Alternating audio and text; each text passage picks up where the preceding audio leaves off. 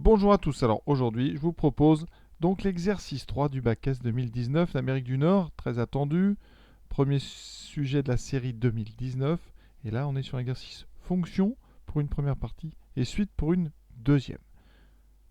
Les particularités avant de faire le sujet, d'abord c'est sur 6 points, c'est beaucoup pour un sujet, vous voyez, l'exercice qui a l'air assez court, et ensuite, petite originalité 2019, ici on vous demande d'écrire un algorithme, on ne vous demande pas de le modifier, ni de le faire tourner, on vous demande de l'écrire. Donc ça, c'est pas fréquent. C'est pas l'algorithme le plus compliqué, bien sûr, là, mais c'est un début. On vous demande là d'écrire vraiment tout seul l'algorithme. Donc on commence tout de suite. Première partie intitulée Établir une inégalité.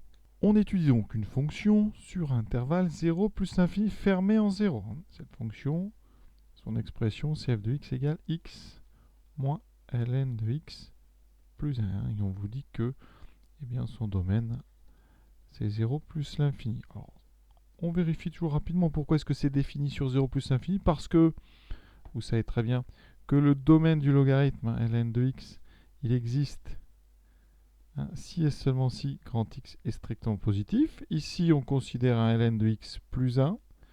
Donc, il va exister si et seulement si x plus 1 est strictement positif. Donc, si x est supérieur strictement à moins 1. Et c'est le cas parce qu'on travaille sur les nombres positifs. Donc ça, pas de souci avec le domaine de définition. Donc on démarre, on vous demande le sens de variation. Il va donc falloir dériver cette fonction. Pour dériver, on va rapidement dire quand même qu'elle est dérivable. Alors c'est une somme ici de deux fonctions, on va dire simples, ln de x plus 1, composée d'une affine et du logarithme, donc dérivable. Donc f est assez aisément, f est dérivable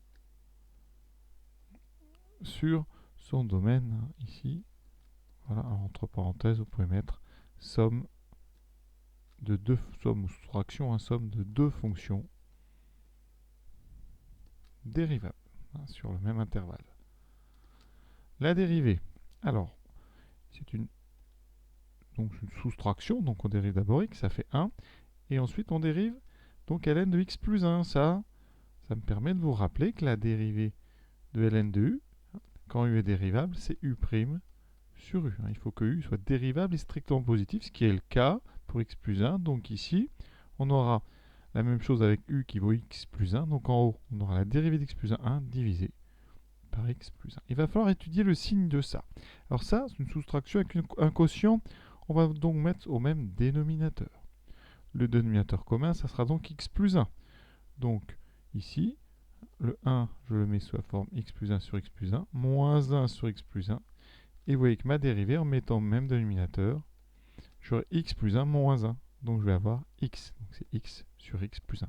On a tout pour faire déjà le tableau de variation. On peut étudier donc facilement ici le signe de f' sur l'intervalle toujours 0 plus infini fermé en 0. Donc pour notre tableau, ici, je travaille donc 0 plus l'infini. Je vais avoir besoin du signe de x. Du signe de x plus 1, c'est pas compliqué, mais une petite quand même nuance ici pour le premier. X s'annule en 0. Et comme 0 est dans l'ensemble des définitions, ça peut être important. X est positif après, x plus 1 est toujours positif, puisque x est plus grand que moins 1 strictement. Conclusion, donc la dérivée f' va s'annuler en 0 et est positive strictement après. Donc f a une dérivée qui s'annule qu'une seule fois et qui est donc pour le reste du temps strictement positive. F est donc strictement croissante, d'accord? Avec ici une tangente horizontale au départ.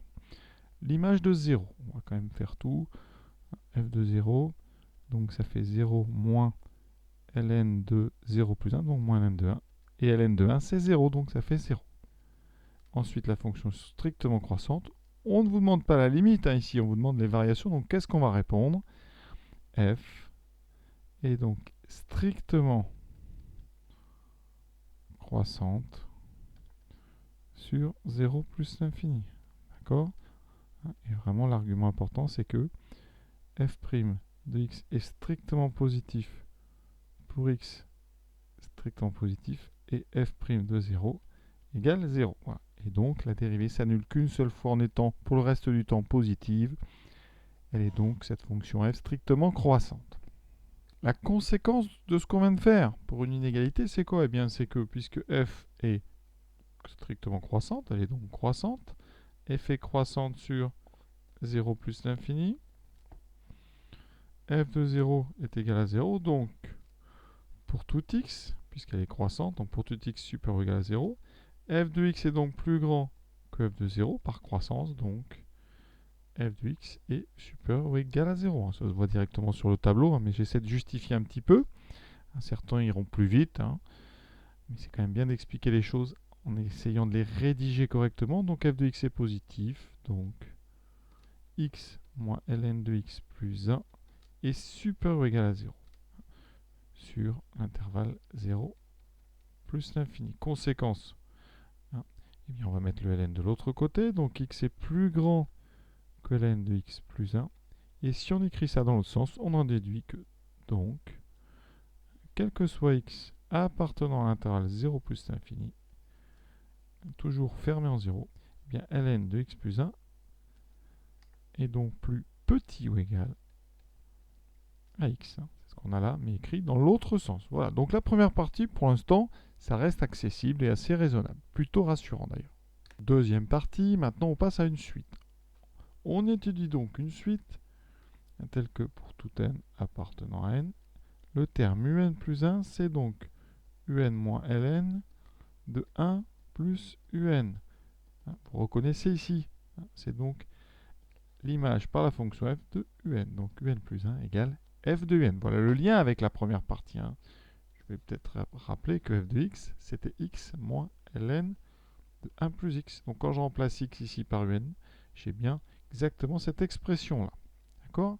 Et on part de u0 égale à 1. Voilà. Alors on vous dit quoi? Quelque chose qu'on aurait pu démontrer. On admet que la limite de terme général u de n est bien définie. Donc ça pourrait être une question. Là, on vous l'admet. Ça veut dire qu'on admet tout simplement eh bien, qu'à chaque fois, on peut mettre 1 plus un à l'intérieur du logarithme. Et donc, comme ça, utiliser la relation de récurrence pour n'importe quel n. Donc on ne va pas le démontrer, nous. Le sujet est déjà assez long comme ça. Donc, première question. On vous demande une valeur approchée à 10-3 près de U2. Donc on va servir bien sûr de la calculatrice, mais tout d'abord, il faut une expression de la valeur exacte de U2. Donc on va utiliser la relation de récurrence. Alors on va l'utiliser pour n égale d'abord 0. On peut, puisqu'elle est valable pour tout n naturel. Donc ici, ça veut dire que U0 plus 1, donc U1, va être égal à U0 moins ln de 1 plus U0. Comme U0 vaut 1, ça donne donc, comme ça c'est l'expression de f, c'est f de U0, donc f de 1. Alors on remplace donc ici, ça fait 1 moins ln de 1 plus 1, donc 1 moins ln de 2. On veut U2, donc on va continuer. U2, j'utilise la relation de récurrence maintenant pour n égale 1, ça fait U2 vaut U1 moins ln de 1 plus U1. Alors U1 c'est, donc on a dit 1 moins ln de 2. 1 moins ln de 1 plus 1 moins ln de 2. Alors, on obtient donc 1 moins ln de 2 moins ln de 1 plus 1, 2, 2 moins ln de 2. On ne peut rien simplifier, un logarithme ne marche pas très bien avec les soustractions, marche bien avec les multiplications. Seule chose qu'on peut remarquer, c'est que 2 est plus grand que ln de 2, donc le nombre qu'on a dans le logarithme est bien strictement possible. Donc pas de problème d'existence. Là maintenant, on va prendre la calculatrice. On obtient 0, donc 0,39, etc. On doit arrondir à 10-3, donc à 3 chiffres. Donc ici, le quatrième chiffre, c'est un 2, donc on arrondit à 0,039. Ici, à peu près 0,039 à 10-3 près. Donc, voilà pour cette première question. Ensuite, petit rappel rapide pour ceux qui ont une Casio d'abord. Vous avez le mode récurrence, vous allez dedans, et vous indiquez ici que n plus 1, c'est à n moins ln de 1 plus à n. Exactement ce qu'on vous dit pour un. Vous réglez ici avec 7 le premier terme à 0, ici à 1. Et en validant, eh bien, vous voyez, la table nous donne les valeurs des premiers termes de la suite. Et vous voyez bien que pour le deuxième, je trouve 0,0392. Donc, c'est bon. Pour les propriétaires de Texas maintenant, donc d'abord vous allez dans Mode, vous indiquez qu'on travaille avec le mode suite, donc ici, suite, donc on décale, on valide, voilà. Ensuite, on va dans f de x, et on est prêt. Un plus 1, donc on écrit un. Alors un, vous voyez, c'est sous la touche numéro 7. U, on ouvre la parenthèse. Le n est au niveau des variables, ici, voilà. On ferme les parenthèses. Moins ln, donc, oh, il y a déjà les parenthèses.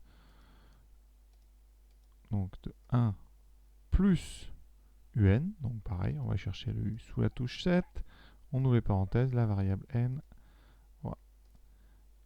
On valide, on indique que u0 vaut 1, et on peut tout de suite aller dans le tableau de valeurs. Voilà. Et on a ici, alors il faut aller le régler, par contre, les définitions de table. On va donc aller 0, ici 1, et on va ici 1. Il faut mettre ici auto, pour que ça fasse le tableau tout seul. Voilà. Voilà, hop, je sais pas, j'ai appuyé une fois de trop. Et donc vous voyez qu'ici on a toutes les valeurs. Alors, la première, donc U0, puis U1, U2, on a bien notre 0,0392, etc. Et vous voyez que les termes de la suite descendent très très vite. Hein. Intuitivement, là on peut conjecturer que la limite, ça va être 0. Donc je vous rappelle, hein, on va donc dans le mode, on indique suite, et ici on tape la suite, voilà, comme il faut. Alors faites attention, s'il y a des fonctions, il faudra revenir après au mode, ici, au mode fonction. Hein. Deuxième question, une démonstration par récurrence. Donc on va montrer par récurrence que pour tout entier n, un est positif. Donc comme toutes les récurrences, on initialise. Donc initialisation.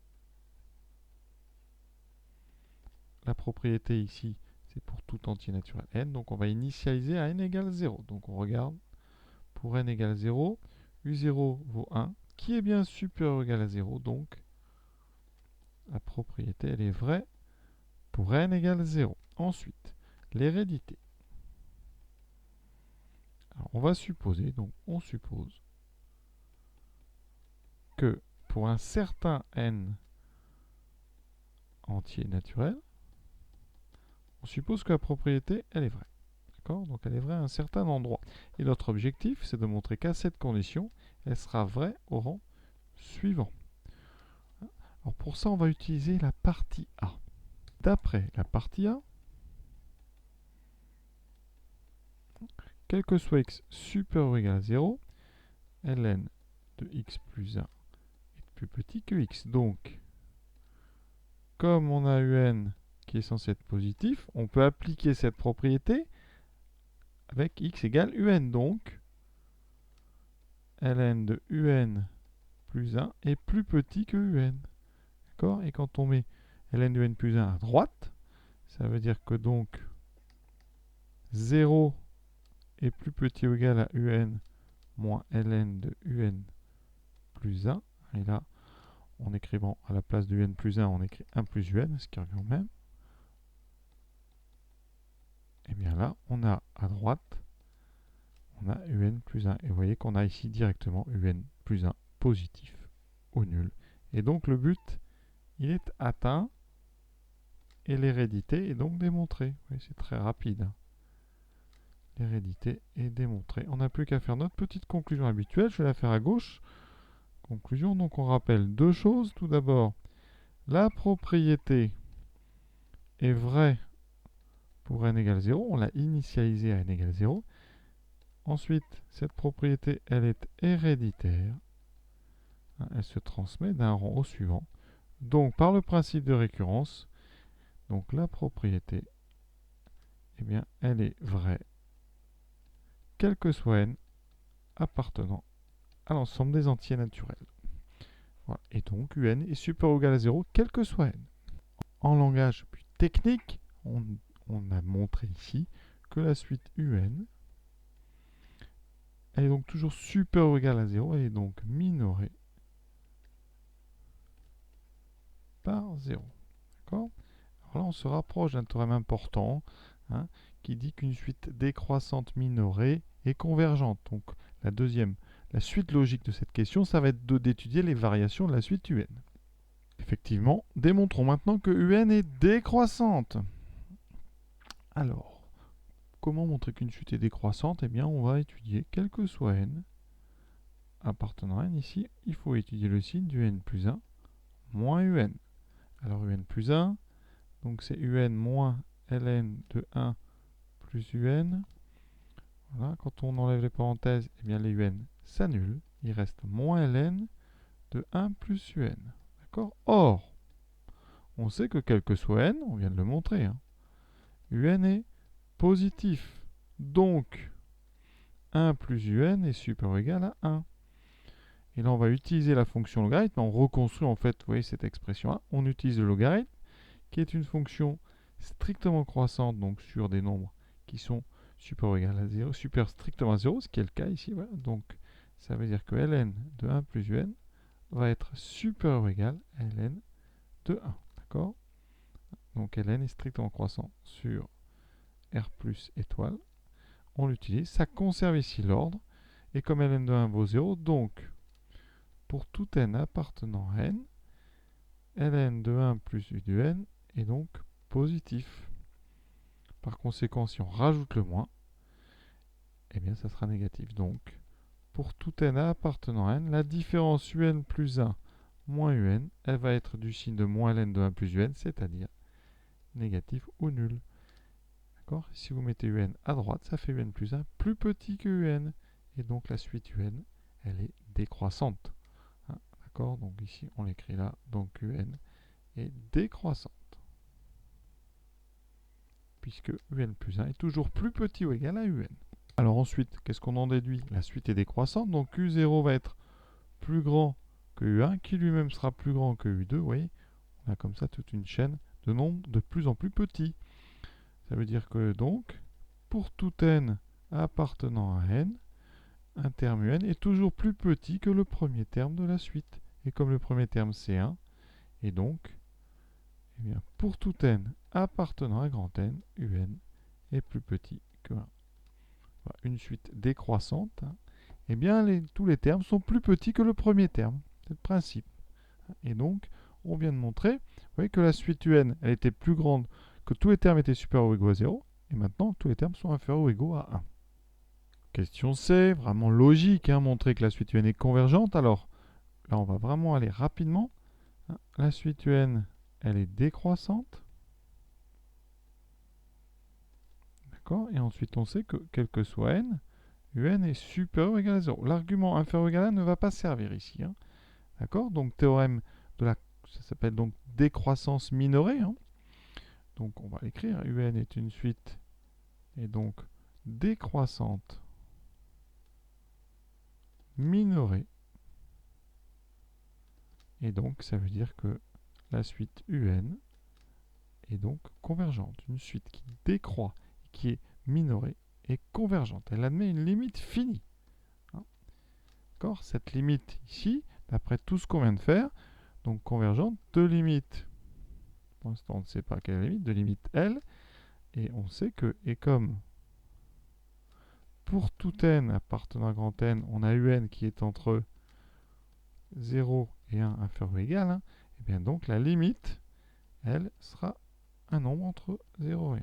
D'accord? Donc ça va être intéressant. La limite appartient au segment fermé 0,1. Troisième question. Alors on vous dit quoi? Qu'on admet que la limite, justement, elle, cette limite, hein, puisque un est convergente, eh bien, elle vérifie L égale f de L. Effectivement, hein, je vous ai dit au début que un plus 1, c'était f de un. Donc, alors là, on est sur des théorèmes qui ne sont pas vraiment niveau terrain. Comme la fonction f est continue, eh bien, un tend vers L, donc un plus 1 tend vers L. Donc ici, on obtient L égale f de L. Hein, ça, c'est par continuité de f, mais c'est pas au programme, donc on l'admet. Voilà. Donc vous savez que votre limite, hein, elle vérifie donc une chose qu'on a dit tout à l'heure. Elle appartient à l'intervalle 0,1. Et ensuite, eh bien, elle est une solution de l'équation f de L, enfin pas de l'équation, f de x égale x. Donc on va étudier cette équation. Alors f de x égale x.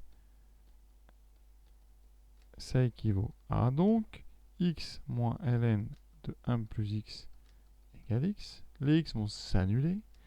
Il me reste moins ln de 1 plus x égale 0. On multiplie par moins 1, ce qui fait disparaître le moins. Et on a donc ln de 1 plus x égale 0. Quand est-ce qu'un logarithme s'annule? eh bien, à condition qu'il existe. Hein. Ici, on sait que 1 plus x, on a x ici qui est supérieur ou égal à 0. On peut donc ici dire que 1 plus x est forcément égal à 1. Et la seule solution, oui, on trouve x égale 0. D'accord? Donc, vu que c'est une solution et qu'il n'y en a qu'une qui est 0, hein, qui est d'ailleurs dans le bon intervalle, hein, d'accord? 0, c'est bien dans l'intervalle 0, hein, donc, eh bien 0, c'est bien justement la solution qu'on cherche, c'est donc la valeur de L. Et donc ici, avec ça, hein, on a donc 0 qui appartient à l'intervalle 0, 1, 0 qui est solution de f de x égale x, donc L vaut 0. Quatrième question, petit a. Écrire un algorithme qui, donc ici pour un entier p donné, permet de déterminer le plus petit rang grand n à partir duquel tous les termes sont inférieurs à 10 puissance moins p. Donc ici on cherche un rang à partir duquel up donc, est inférieur à 10 puissance moins p. Alors je vais mettre inférieur ici. Alors c'est pas précisé, donc inférieur. Quand on précise pas, c'est inférieur. On va dire quoi? Strict ou pas strict? Là il y a un petit choix, donc ici. Je crois que quand on dit des termes sont inférieurs à 10 moins p, c'est plutôt du strict. Donc voilà ce qu'on va faire. Alors l'algorithme, premièrement, il faut une variable dans laquelle vous allez stocker les valeurs de vos termes de la suite. Donc ici, ça sera u. Au départ, hein, dans cette variable, on va envoyer la valeur donc de u0 qui est 1. Là, on stocke en fait u0 égale 1. Ensuite, on va faire une boucle conditionnelle. Hein. Donc tant que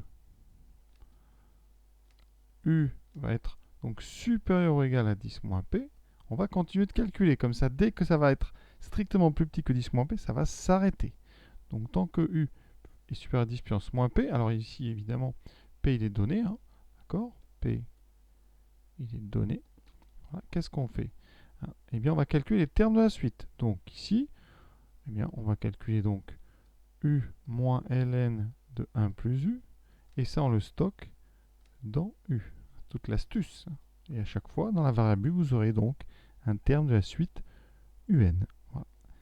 Et donc là, c'est tout. Fin de tant que. Alors, pourquoi pour l'instant, l'algorithme... Bon, il a tourné, il va marcher cet algorithme, mais il a un petit problème. Parce que ce qui nous intéresse dans l'algorithme, c'est justement le rang de l'indice. C'est-à-dire combien on a fait de boucles. Ici, donc, avant de faire la fin de votre boucle, vous devez, c'est là vraiment la partie importante, créer un compteur. Un compteur qui, au début, hein, eh bien, on va faire l'appeler, je ne sais pas moi, donc ça contiendra n. Au début, n, ça sera 0. Ça va stocker en fait le rang du terme que vous avez à ce moment-là dans la variable u. Et donc, à chaque fois que vous utilisez la relation de récurrence, il faut incrémenter, c'est-à-dire augmenter n de 1. Donc ici, dans la variable n, on va mettre n plus 1. Et comme ça, à la fin, vous saurez quel est le terme que vous êtes en train de calculer. Là, on met fin de tant que. Et après, qu'est-ce qui nous intéresse, hein? C'est la valeur de n. Donc après, on affiche n. Et pourquoi? Eh bien, ça répond à la question. Parce que la suite est décroissante. Donc dès que vous serez passé une fois en dessous de 10 puissance moins p, eh bien, tous les autres termes par décroissance seront inférieurs à 10 puissance moins p. Donc ça répond vraiment à la question. Et donc voilà, un algorithme, c'est vraiment les algorithmes les plus classiques, hein, dans le domaine, on va dire, des suites. Dernière question, déterminer le plus petit entier naturel n à partir duquel tous les termes de la suite un sont inférieurs à 10 puissance moins 15. Donc on cherche le premier p tel que up est strictement plus petit que 10 puissance moins 15. Donc là on va... 10 puissance moins 15 c'est vraiment très petit. Là on est sur de la très très grosse précision.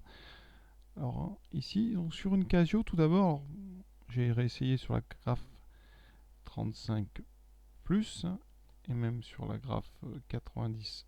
Eh bien, il y a un petit souci au niveau du... Donc jusqu'au 3, 4, 5e terme, c'est bon. On est à 4 puissance 10, 4 fois 10 puissance moins 14. Et le 5e terme, j'ai un petit bug ici. Ça reste égal au terme précédent. Donc on peut imaginer que c'est tellement petit que la machine a des problèmes. Donc le premier terme, donc à U5, on a l'air bon. Donc on va répondre U6. Donc ici, hein, sur Casio, hein, donc ici, le plus petit entier naturel, c'est donc hein, P est égal à 6. Donc c'est à partir de U6, on est en dessous de 10 puissance moins 15. Alors sur une Texas, j'ai eu étonnamment un problème un peu similaire, mais plus embêtant encore. Ici, sur la TI 83, alors je ne sais pas si ça le fera sur votre modèle à vous, mais moi ici, U5 est déjà faux parce qu'il est négatif, donc petit problème. Là, on est vraiment sur des 10 puissance moins 15, c'est des très très grandes précisions, donc voilà, ça peut faire des bugs sur la machine. Donc si ça vous arrive, vous indiquez ça. On verra ceux qui feront d'autres corriger, voir ce qu'ils en pensent. Et ensuite, on va regarder sur la Numworks. Donc sur la Numworks ici qu'on trouve en ligne sur le net, j'écris la suite. Donc UN plus 1 égale UN moins LN2 1 plus UN. U0 égale 1. Et je vais en haut ici, donc, je valide, voilà. Et je vais faire les calculs. Donc ici, tableau de valeurs. Oui. Et là, ça marche, ça a l'air de bien marcher. Mais bon, on voit bien qu'à U4, on est à 2,8 comme les autres, 10 puissance moins 7. À 5, c'est 10 puissance moins 14. Et à U6, on a 10 puissance moins 17. Donc ça conforterait donc le résultat qu'on a trouvé avec la Casio. Donc c'est à partir de U6 qu'on est en dessous des 10 puissance moins 15. Mais là, vraiment, méfiance sur cette version. On en reparlera peut-être plus tard. Voilà. Donc l'exercice est terminé, on oublie ce petit détail de la fin. Pour le reste, c'est plutôt intéressant. À noter quand même, la nouveauté du jour, c'est l'écriture de l'algorithme. Ça vraiment, c'est une première en S, donc à retenir et à méditer pour la suite. Voilà, cet exercice est terminé. J'espère que ça vous a plu. Je vous souhaite une bonne fin de journée, en tout cas des bonnes révisions. À bientôt.